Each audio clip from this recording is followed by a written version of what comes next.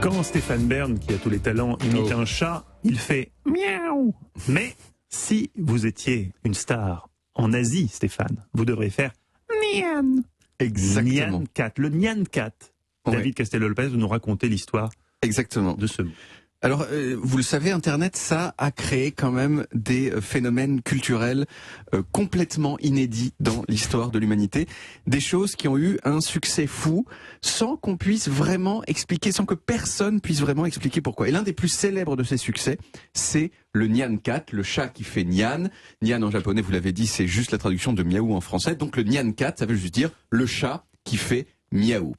Alors je sais bien que personne autour de cette table ne sait ce que c'est que le Nyan Cat, donc je Même vais... derrière la radio. Même parmi nos auditeurs. Si vous connaissez le Nyan Cat, vous appelez. Ah mais je pense que vous allez recevoir énormément d'appels. On va se faire insulter. Oui, oui. Ah oui. Le Nyan Cat... Non mais nous sommes d'un autre temps. C'est vrai, un autre monde. Le Nyan Cat, c'est une petite vidéo YouTube dans laquelle on voit un petit chat gris dessiné de façon très rudimentaire avec des pixels.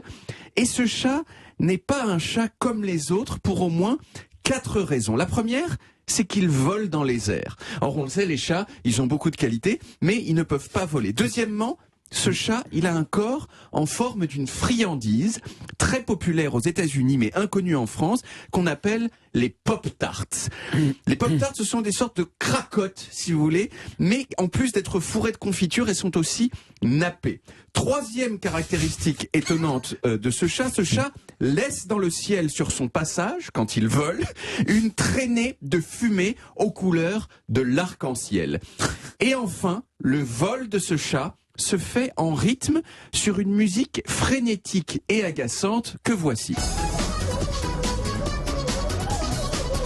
Je vous la laisse longtemps. Voilà, je pense qu'on peut arrêter. Vous avez l'idée. Je vous le montre quand même, le Nyan Cat, après ce que j'ai décrit. Ah oui, c'est très rudimentaire, ouais, c'est d'accord. extrêmement C'est pixelisé. rudimentaire. Alors bien sûr, vous vous dites, c'est n'importe quoi. Hein, Oui, vous vous dites c'est ça. ce qu'on se dit.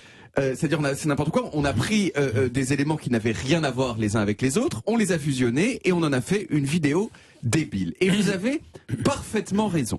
Là où ça devient étonnant, c'est que la vidéo que je viens de décrire a été pendant un moment l'une des vidéos les plus vues de l'histoire de l'Internet. C'est tout simplement l'un des plus grands phénomènes de l'histoire de cette méta-société qui est le web et qui relie à distance des centaines de millions de gens chelous cachés derrière l'anonymat de leur ordinateur.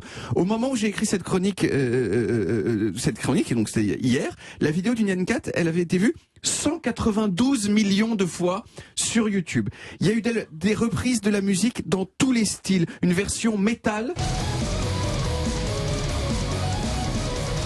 une version jazz,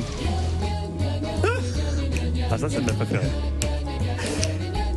et même une version pour orchestre symphonique.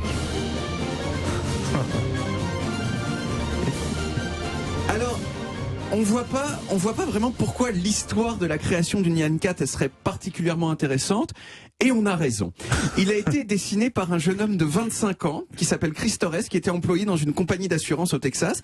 Chris, il avait un petit site qui s'appelait LOL Comics, où il postait des blagues dessinées, et il demandait aux gens qui le suivaient de lui donner des mots-clés desquels il s'inspirait. Et il avait visiblement été question en mars 2011 d'un chat, d'une pop-tart et d'un arc-en-ciel. Et Chris, il a fait quoi? Eh ben, il a dessiné un chat avec un corps de pop-tart et un arc-en-ciel. Et il en a fait d'abord un dessin et puis un gif. Le chat, il s'inspirait de son propre chat à lui, qui s'appelait Marty. Et voilà. Quelques jours plus tard, il y a un youtubeur japonais qui a mis le Nyan Cat sur une musique assez populaire au Japon à l'époque. C'est pas lui qui avait mis la musique. C'est pas lui qui avait mis la musique. Ça s'est fait en deux fois. C'est un youtubeur donc qui a mis la musique, le chat avec la musique. Cette musique qui s'appelait donc Nya Nya Nya Nya Nya Nya Nya Nya Nya Nya Nya Nya. C'est le titre de la musique.